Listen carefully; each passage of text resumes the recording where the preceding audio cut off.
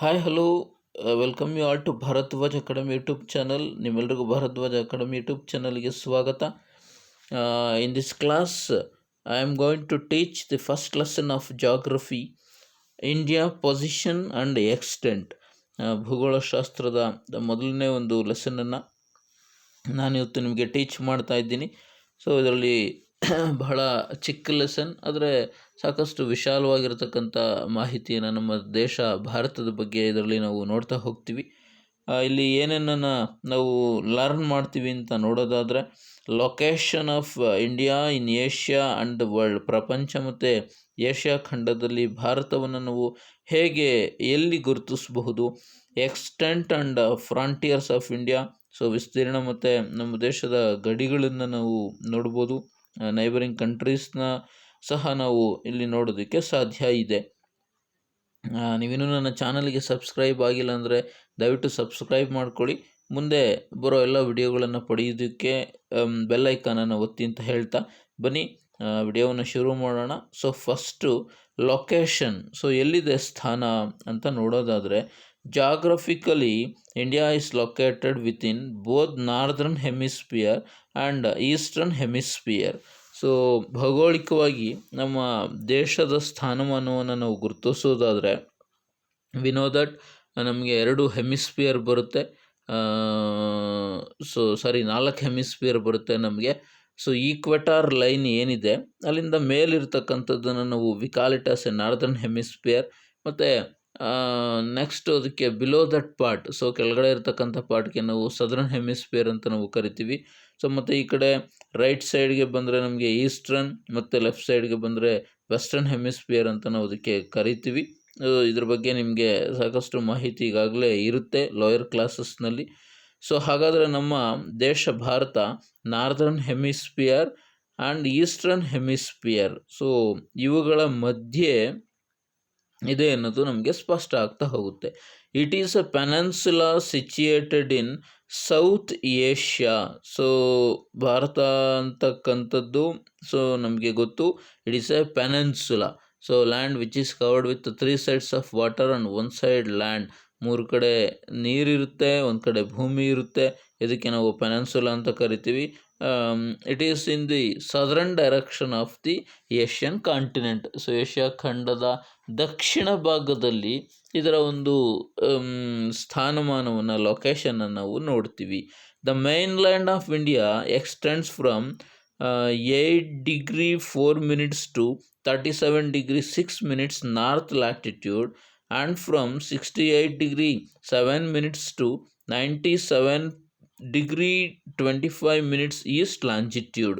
So ಈಗಾಗಲೇ ನಾವು ಹೇಳಿದಾಗೆ ಲ್ಯಾಟಿಟ್ಯೂಡ್ಸ್ ಮತ್ತು ಲ್ಯಾಂಜಿಟ್ಯೂಡ್ಸ್ ಅಂತಕ್ಕಂಥದ್ದು, this are all the imaginary lines drawn on the earth. So 5th ಸ್ಟ್ಯಾಂಡರ್ಡಿಂದನೂ ನೀವು ಇದ್ರ ಬಗ್ಗೆ ತಿಳ್ಕೊಂಡಿದ್ದೀರಾ.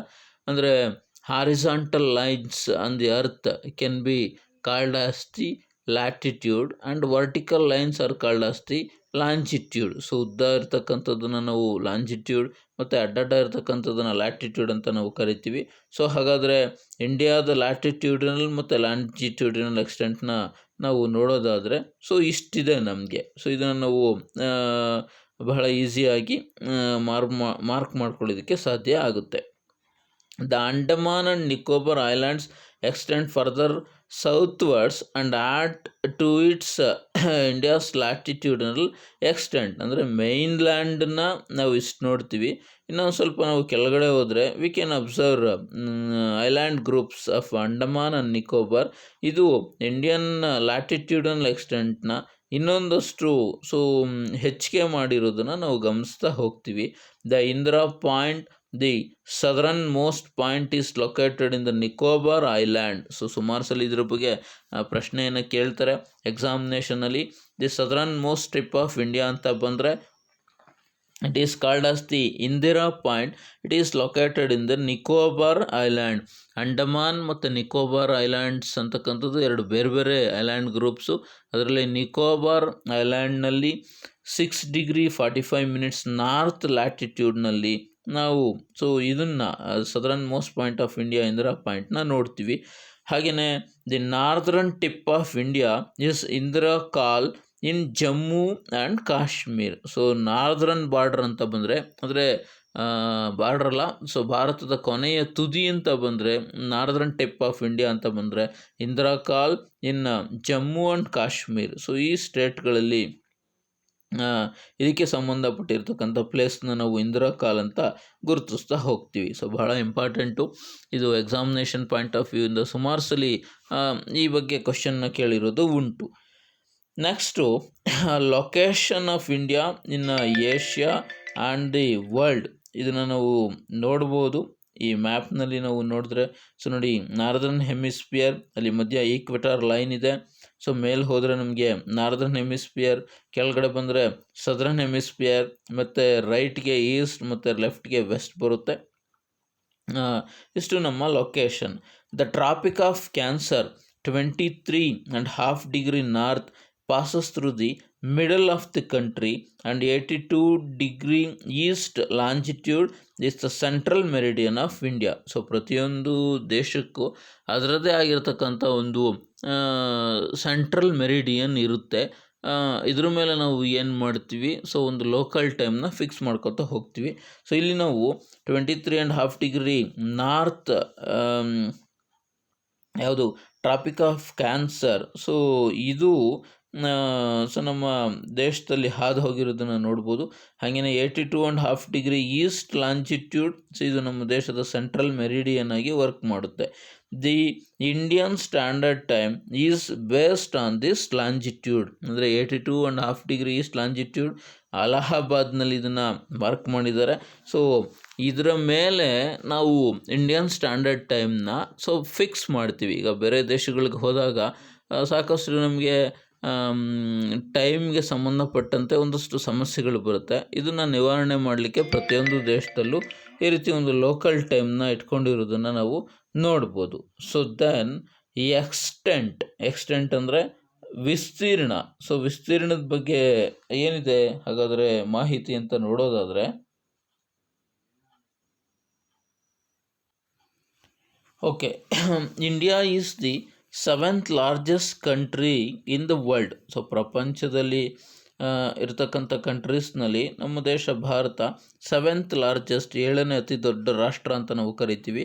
ಸೊ ಅದರ ರ್ಯಾಂಕಿಂಗ್ ಹೀಗಿದೆ, ಅಂದರೆ ಇನ್ನು ಉಳಿದ 1 to 6 ಕಂಟ್ರೀಸ್ ಯಾವುದಂತ ಬರುತ್ತೆ ಅಂದರೆ, ನಮಗೆ ಫಸ್ಟ್ ಒನ್ನಲ್ಲಿ Russia, then Canada, China, USA, Brazil and Australia. ಇನ್ನು ಎಕ್ಸ್ಟೆಂಟ್ ಅಂದರೆ ವಿಸ್ತೀರ್ಣದಲ್ಲಿ, ಗಾತ್ರದಲ್ಲಿ ನಾವು ಇಂಡಿಯಾನ 7th largest ಕಂಟ್ರಿ ಅಂತ ಮಾರ್ಕ್ ಮಾಡಿದ್ದೀವಿ. It has a total area of 32,87,263 kilometers, ಅಂದರೆ ಟೋಟಲ್ ಸರ್ಕಂಫರೆನ್ಸ್ ಆಫ್ ಇಂಡಿಯಾ, ಭಾರತದ ಸುತ್ತಳತೆಯನ್ನು ನಾವು ಕಿಲೋಮೀಟ್ರಲ್ಲಿ ನೋಡೋದಾದರೆ 32,87,263 kilometers ಅಷ್ಟು ಸುತ್ತಳತೆಯನ್ನು ನೋಡ್ತೇವೆ. It accounts for only 2.42 of the world's total area. Just ಒಂದು ಇಮ್ಯಾಜಿನ್, ಇಡೀ ಪ್ರಪಂಚದಲ್ಲಿ ಒಂದು 100 ಎಕರೆ ಜಮೀನಿದೆ ಅಂತ ನಾವು ಇಮ್ಯಾಜಿನ್ ಮಾಡ್ಕೊಳ್ಳೋದಾದರೆ, ಅದರಲ್ಲಿ ನಮ್ಮ ಭಾರತದ ಎಕ್ಸ್ಟೆಂಟ್ ಎಷ್ಟಿದೆ, ಜಸ್ಟ್ 2.42 acres ಅಷ್ಟು ಆಕ್ಯುಪೈ ಮಾಡ್ಕೊಂಡಿದೆ ಅಂತ ಒಂದು ಅಸಂಪ್ಷನ್ನ ನಾವು ಮಾಡ್ಕೋಬೋದು. The east to west extent of India is over 2,933. East to west, ಪೂರ್ವದಿಂದ ಪಶ್ಚಿಮಕ್ಕೆ ಇರತಕ್ಕಂಥ ಒಂದು ದೂರ, ವಿಸ್ತೀರ್ಣ ಎಷ್ಟಿದೆ ಅಂದರೆ 2,933 kilometers ಇದೆ. ಫ್ರಮ್ ನಾರ್ತ್ ಟು ಸೌತ್, ಉತ್ತರದಿಂದ ದಕ್ಷಿಣಕ್ಕೆ ನಮಗೆ 3,214 kilometers ಅಷ್ಟು ಇರೋದನ್ನು ನಾವು ನೋಡ್ಬೋದು. This is about the extension of India. Yes, ಇಲ್ಲಿ ನಾವು ನೋಡಬಹುದು ಇಂಡಿಯಾ ಮ್ಯಾಪ್ ನಮಗೆ ಕಾಣಿಸ್ತಾ ಇದೆ.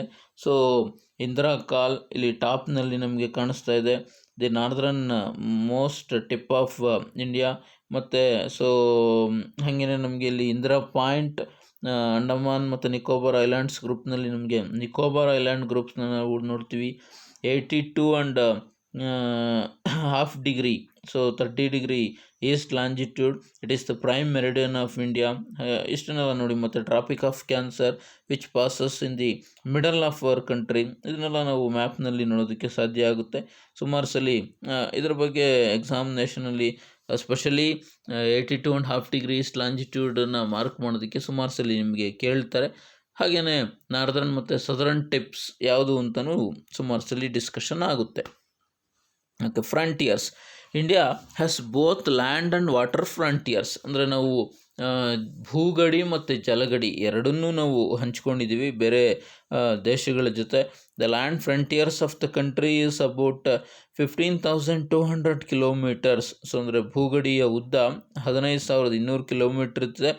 Except in some places, India has natural frontiers almost on all sides. The Himalayan ranges from a natural frontier in the north between India and China. So yes, ನಮಗೆ ಗೊತ್ತು Himalayan mountain ranges ಏನು ಮಾಡ್ತಾ ಇದೆ, it acts like A natural wall. So ನೈಸರ್ಗಿಕ ಗೋಡೆ ರೀತಿಯಲ್ಲಿ, so ನೈಸರ್ಗಿಕ ಭೂಗಡಿಯಾಗಿ ಅದು ನಮಗೆ ಇಂಡಿಯಾ ಮತ್ತು ಚೈನಾದ ಮಧ್ಯೆ ವರ್ಕ್ ಮಾಡ್ತಾ ಇದೆ. The mainland of India has water frontier of about 6,200. ಅಂದರೆ ಮುಖ್ಯ ಭೂಮಿ, ಭಾರತದ ಮುಖ್ಯ ಭೂಮಿ ಸರ್ಕಂಫರೆನ್ಸ್ನಲ್ಲಿ ನಾವು ತಗೊಳ್ಳೋದಾದರೆ 6,100 ಕಿಲೋಮೀಟ್ರು ನಮಗೆ ವಾಟರ್ ಬಾಡೀಸ್ನ, ಸೊ ವಾಟರ್ ಫ್ರಂಟಿಯರ್ಸ್ನ ನಾವು ನೋಡ್ತೀವಿ. The total length of India's coastline including the Andaman and Nicobar, ಈಗಾಗಲೇ ಮೇಲ್ಗಡೆನೂ ಬಂದಿದೆ, ನಾವು ಇದನ್ನೂ ಸಹ ನಮ್ಮ ಲ್ಯಾಟಿಟ್ಯೂಡಲ್ ಎಕ್ಸ್ಟೆಂಟ್ಸ್ಗೆ ಸೇರ್ಕೊತೀವಿ. ಹಾಗಾಗಿ ಇಷ್ಟನ್ನು ಸೇರಿದ್ರೆ and as well as Lakshadweep, ಈ 3 ಐಲ್ಯಾಂಡ್ ಗ್ರೂಪ್ಸ್ನ ಸೇರಿಸಿದ್ರೆ ಟೋಟಲ್ 7,516.5 ಕಿಲೋಮೀಟರ್ಸ್. ಸುಮಾರು ಕಾಂಪಿಟೇಟಿವ್ ಎಕ್ಸಾಮಿನೇಷನ್ನಲ್ಲಿ ಇದ್ರ ಬಗ್ಗೆ ಕ್ವಶನ್ನ ಕೇಳ್ತಾರೆ, ಸೊ ನಾವು ಗಮನಿಸಿರ್ಬೋದು. ಇಷ್ಟು ನಮಗೆ total total the coastal line length of India ಅಂತ ನಾವು ಇದನ್ನು ಕನ್ಸಿಡರ್ ಮಾಡ್ತೀವಿ.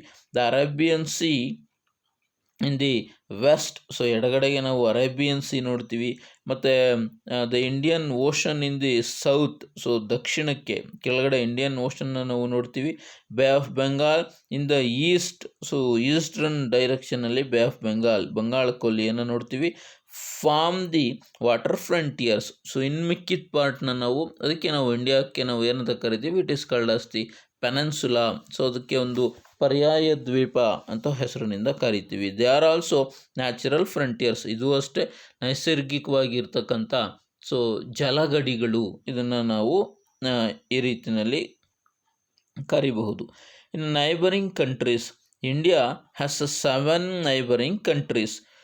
7 ದೇಶಗಳ ಜೊತೆಗೆ ನಾವು ಗಡಿಯನ್ನು ಹಂಚಿಕೊಂಡಿದ್ದೀವಿ. ಹಾಗಾದರೆ ಎಲ್ಲೆಲ್ಲಿದೆ, ಹೇಗಿದೆ? Pakistan and Afghanistan are to the north west. So ನಮಗೆ ಡೈರೆಕ್ಷನ್ ಬಗ್ಗೆ ಗೊತ್ತಿದೆ ನಮಗೆ. ಸೊ ಮ್ಯಾಪ್ಗೆ ನಾವು ಎದುರಾಗಿ ನಿಂತ್ಕೊಂಡ್ರೆ top shows north, bottom shows south, ಮತ್ತು east shows our right hand shows east, left shows the west. So ಇದ್ರ ಮಧ್ಯೆ ಬರ್ತಕ್ಕಂಥ ಸಬ್ ಡೈರೆಕ್ಷನ್ಸ್ಗೆ ಬಗ್ಗೆ ನಮಗೆ ಅರಿವಿದೆ. ಹಾಗಾಗಿ ಪಾಕಿಸ್ತಾನ್ ಮತ್ತು ಆಫ್ಘಾನಿಸ್ತಾನನ್ನು ನಾವು ನಾರ್ತ್ ವೆಸ್ಟ್ ಮಧ್ಯೆ ನೋಡ್ತೀವಿ. Nepal, Bhutan and China north ಡೈರೆಕ್ಷನಲ್ಲಿ ನಾವು ನೋಡ್ತೀವಿ. ಬಾಂಗ್ಲಾದೇಶ್ ಮತ್ತು ಮ್ಯಾನ್ಮಾರ್ ಇದನ್ನು ಈಸ್ಟರ್ನ್ ಡೈರೆಕ್ಷನ್ನಲ್ಲಿ ನಾವು ನೋಡ್ತೀವಿ. To the south ಈಸ್ಟ್ಗೆ Sri Lanka, which is separated from the mainland of India by the Pak straight. So ಮತ್ತು ಗಲ್ಫ್ ಆಫ್ ಮನ್ನಾರ್. ಸೊ ಈ ಎರಡು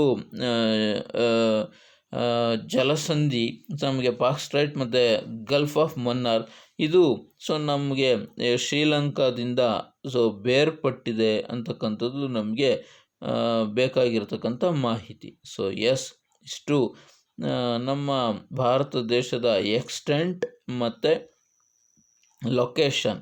ಸೊ ಇನ್ನು ನೆಕ್ಸ್ಟು ಇಲ್ಲೊಂದು ವಿಂಡೋ ಕೊಟ್ಟಿದ್ದಾರೆ ನಮಗೆ, ಇದು ಬಹಳ ಇಂಪಾರ್ಟೆಂಟು. ಎಸ್, ನಾವು ನೋಡೋದಾದರೆ the Radcliffe line, the boundary line between India and Pakistan, it can be called as the Radcliffe. So Bharat ಮತ್ತು ಪಾಕಿಸ್ತಾನದ ಮಧ್ಯೆ ಇರತಕ್ಕಂಥ ಒಂದು ಗಡಿ ರೇಖೆಯನ್ನು ರ್ಯಾಡ್ಕ್ಲಿಫ್ ಲೈನ್ ಅಂತ ನಾವು ಕರಿತೀವಿ. ಯಾಕೆಂದರೆ ಅದನ್ನು ಮಾರ್ಕ್ ಮಾಡಿದ್ದು ಒಬ್ಬ ಬ್ರಿಟಿಷ್ ಅಧಿಕಾರಿ, ರ್ಯಾಡ್ಕ್ಲಿಫ್ ಅಂತಕ್ಕಂಥ ಬ್ರಿಟಿಷ್ ಅಧಿಕಾರಿ ಅದನ್ನು ಮಾರ್ಕ್ ಮಾಡಿದರು. ಈ ಕಾರಣದಿಂದ ನಾವು ಇದಕ್ಕೆ ರ್ಯಾಡ್ಕ್ಲಿಫ್ ಅಂತ ಕರಿತೀವಿ. ಇನ್ನು ಇಂಡಿಯಾ ಮತ್ತು ಆಫ್ಘಾನಿಸ್ತಾನ್ ಮಧ್ಯೆ ಇರತಕ್ಕಂಥದ್ದು Durand line. The boundary line separating India from Afghanistan. So ಈ ಗಡಿ ರೇಖೆಯನ್ನು ನಾವು ಡ್ಯುರಾಂಡ್ ಲೈನ್ ಅಂತ ಕರಿತೀವಿ. ಇನ್ನು ಮ್ಯಾಕ್ಮೋಹನ್, ಸೊ ಇದು ಚೈನಾ ಮತ್ತು ಇಂಡಿಯಾ ಮಧ್ಯೆ ಇರತಕ್ಕಂಥ ಗಡಿ ರೇಖೆ. ಸೊ ಇಷ್ಟು ಗಡಿ ರೇಖೆಗಳನ್ನು ನಾವು ನೋಡ್ತೀವಿ. ಅಡ್ಮಿನಿಸ್ಟ್ರೇಟಿವ್ ಡಿವಿಷನ್ಸ್ ಅಂದರೆ ಆಡಳಿತ ವಿಭಾಗಗಳಂತ ನಾವು ನೋಡೋದಾದರೆ, India is a democratic republic. So ನಮಗೆ ಗೊತ್ತು, yes, India is a democratic country as well republic country, keeping in view the primary of regional languages and the administration. So ಹಾಗಾಗಿ ನಾವು ನಮ್ಮ ಸ್ಥಳೀಯವಾಗಿ ಎಲ್ಲ ಭಾಷೆಗಳಿಗೆ ಮತ್ತು ಸ್ಥಳೀಯವಾಗಿ ಎಲ್ಲ ರಾಜ್ಯಗಳಿಗೂ ಏನೋ ಒಂದು ಆಡಳಿತವನ್ನು ನಡೆಸೋದಕ್ಕೆ ಅವಕಾಶವನ್ನು ಕೊಟ್ಟಿದ್ದೀವಿ. India is divided into 28 States and 9 union territories, which includes the national capital territory of Delhi. Telangana is newly formed state. Telangana ಆಗಿದೆ ನಮಗೆ. ಅಮಾಂಗ್ ದ ಸ್ಟೇಟ್ಸ್, ರಾಜಸ್ಥಾನ್ ಅಂದರೆ ಇನ್ ಎಕ್ಸ್ಟೆಂಟ್ನಲ್ಲಿ, ವಿಸ್ತೀರ್ಣದಲ್ಲಿ Rajasthan is the largest state, whereas Goa is the smallest state of India. So this are all the administrative setup of India. So national capital ಟೆರಿಟರಿಯಾಗಿ ನಾವು new ಡೆಲ್ಲಿಯನ್ನು ಸಹ ನಾವು ನೋಡ್ತೀವಿ. So this is the map shows the administrative divisions, different ಸ್ಟೇಟ್ಸ್ನ so ನಾವು ಇಲ್ಲಿ ನೋಡೋದಕ್ಕೆ ಸಾಧ್ಯ ಆಗುತ್ತೆ. Okay, this are all the things we have learned so far regarding this lesson. ಈ ವಿಡಿಯೋ ನಿಮಗೆ ಇಷ್ಟ ಆಗಿದ್ರೆ ನಿಮ್ಮ ಫ್ರೆಂಡ್ಸ್ಗೂ ಸಹ ತಲುಪಿಸಿ, ಈ ಮಾಹಿತಿಯನ್ನು ಹಂಚಿ ಅಂತ ಹೇಳ್ತಾ ಈ ಕ್ಲಾಸನ್ನು ನಾನು ಮುಗಿಸ್ತಾ ಇದ್ದೀನಿ. Thank you all.